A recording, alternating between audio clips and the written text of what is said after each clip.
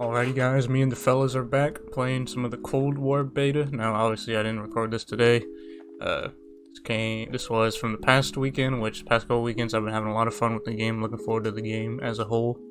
But this game specifically is the, what is it called? The Dirty Bomb game mode. As close to a battle royale as we've gotten, at least with Cold War. It's very, very similar to Warzone, at least in terms of like how you drop in, and just a lot of the stuff in here is very similar to Warzone, which isn't surprising since Warzone is going to be integrated with Cold War. So I guess this is our first look at the little bit of overlap between the two. And this game mode is just super fun, especially if you have a full squad of friends like I was playing with here, which I'll leave links to all their stuff in the description. I'm playing with Caffiene, Smacking Cheeks, and Rumqi, which some of you longtime viewers of the channel probably remember. Rumqi used to upload, and he's actually getting back specifically in the streaming. I don't know if he's going to get back into YouTube, but he has been streaming a little bit, so I'll just leave the links to all the boys down below. Go ahead and check them out, the goons, if you will.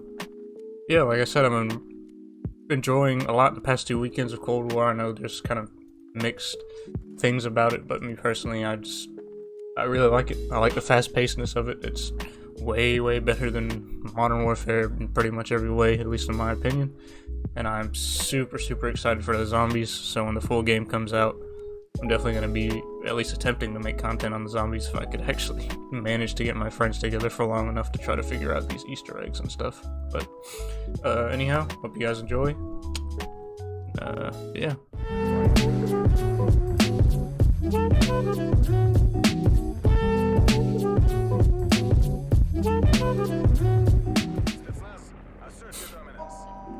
Alright, so turns out I'm stupid.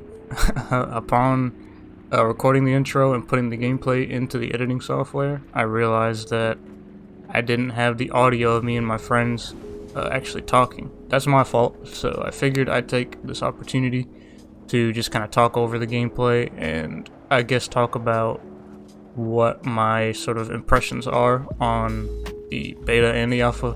Obviously, just from a multiplayer standpoint, we haven't been able to experience the campaign or the zombies mode, which, like I said in the intro, I'm probably most excited for the zombies mode, just being a zombies fan, specifically a Treyarch zombies fan, since, you know, Black Ops 1, so.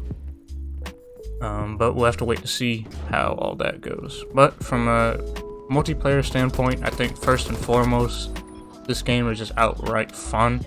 It's back to the old arcadey, just old style Call of Duty fun, as where Modern Warfare it took a leap and tried to change things up, which to an extent I respect that, and it's good that they're trying to move the series forward, but it just didn't land for me. It was just promoted a very campy and slow game style, and that's not what I play Call of Duty for. I play Call of Duty for the pure arcade experience of just running around, turning the brain off and shooting some guns, and you can't really do that in Modern Warfare, at least not to the same success you could in pretty much every other COD.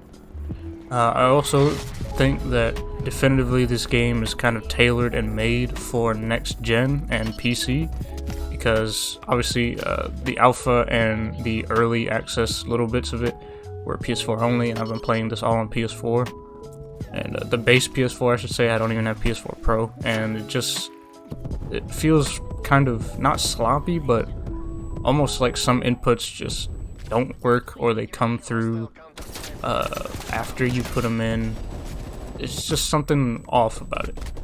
But I've seen other YouTubers that got a hold of it on PC for this past beta weekend, and they've said that it feels completely different running on PC as compared to PS4. So I'm sure with the next gen consoles, and if you're playing it on PC, or a good enough PC I guess, then the issues that I'm talking about probably aren't prevalent. But just on the PS4, and I would assume as well the base Xbox Ones, it feels a little bit off. Not terrible, definitely still is playable, but it's not completely there.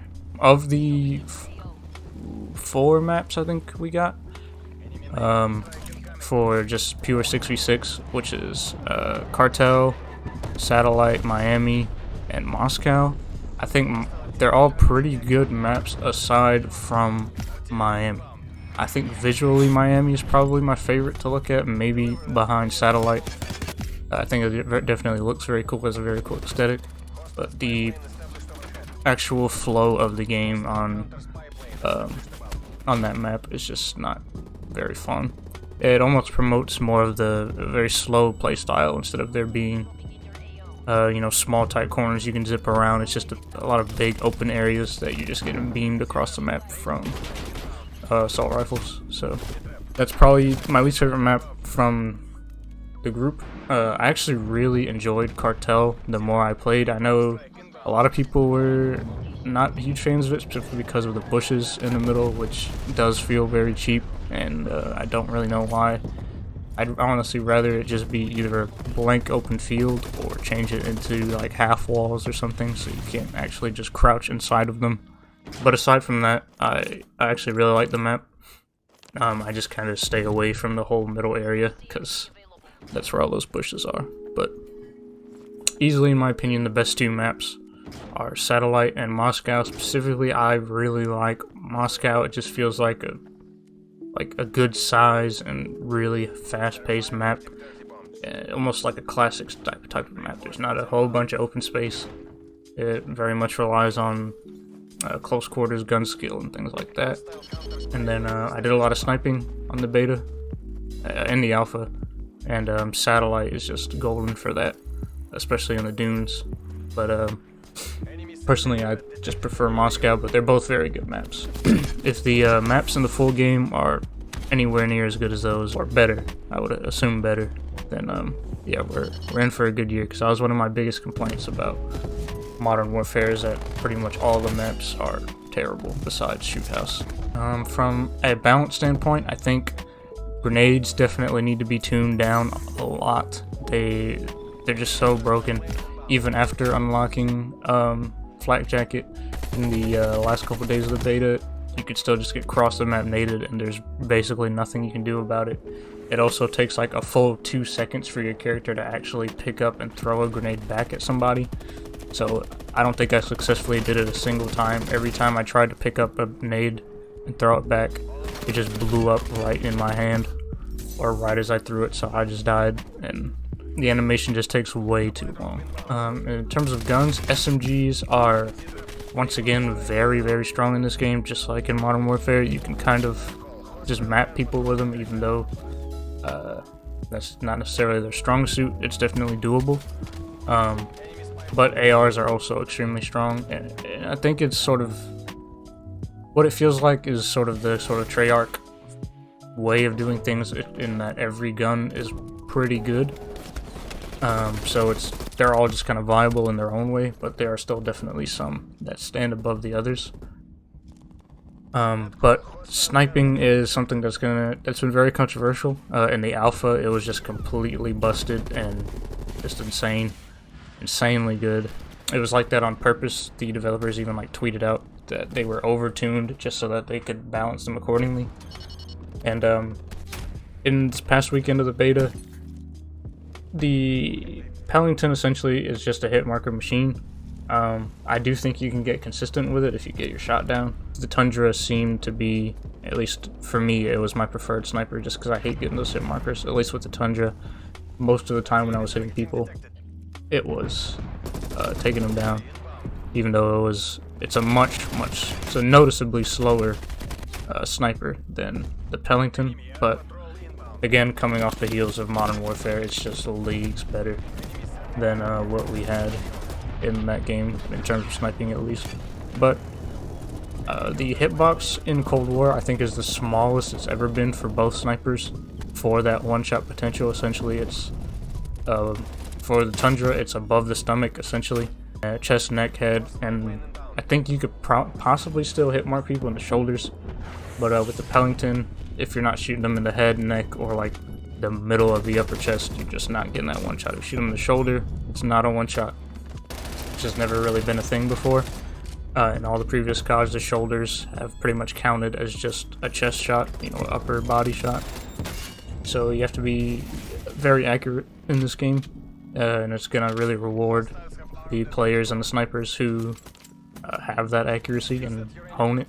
There's been a lot of talk about the snipers, being broken and sniping being way too easy, which I just don't agree with. Snipers kind of have always very much been more reliant on the player's skill than anything else, so I think it's the same case here. So if anything, I think the Pellington and the LW3 are in pretty good spots right now.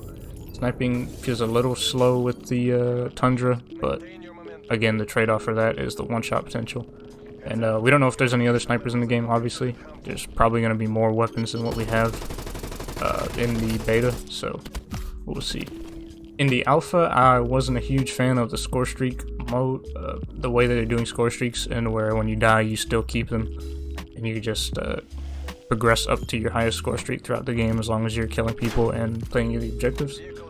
But in the beta, it did seem to be tuned down a bit, and that it takes a lot longer to actually get your final score streak. There weren't as many attack choppers and things like that just in the air at all times. One thing is the counter UAV takes 2 rockets to take out. That it's just, I don't see why. And then the normal UAV still only just takes 1. I think they should both still just take 1. Pretty much making the counter take an extra rocket is just wasting the person's time that's actually going to take it out with the rocket launcher, because it's not like they don't have time to shoot a second shot. So they're just going to shoot it down either one way or another. So a minor thing, but it's something that I noticed that was just kind of annoying and didn't really seem to have a purpose. They nerfed the field mic in the beta, but I still think it's really strong. But thought in my mind is that as players play the game more, they'll become less reliant on that field mic and will run some of the other, I guess, utility type of things. Because the field mic is very much just kind of like a crutch, just to have, and you just throw it down and boom, you know where everybody is in this little area of the map. Which I definitely don't think it needs to be nerfed again or anything, but I just think it seemed so strong because we were level capped before we could get Ninja until like the last couple of days. So there was really no counterplay to it other than simply walking up to it and blowing it up. So the other game modes, the fire team game modes, the only one that I really enjoy is what we're playing here in this background footage, the Dirty Bomb.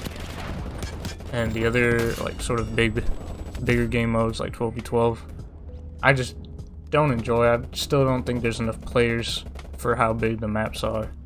I think it needs to go just the full ground war experience, at very least 20v20, for it to really be worth playing. And I forget what the one map's called. I think it may be Armada with the boats. I just absolutely hate that map. I don't understand why they even have the like tank boats that can go around and drive literally onto the B point and just camp it with a tank essentially. It just doesn't make any sense. And at least to balance it out, don't put the armor all around the front of the boat. You could at least be able to shoot out or snipe out the person driving it without them, having their backs turned to you essentially. That map I just really dislike. I forget what the other map is called, the Snow E map.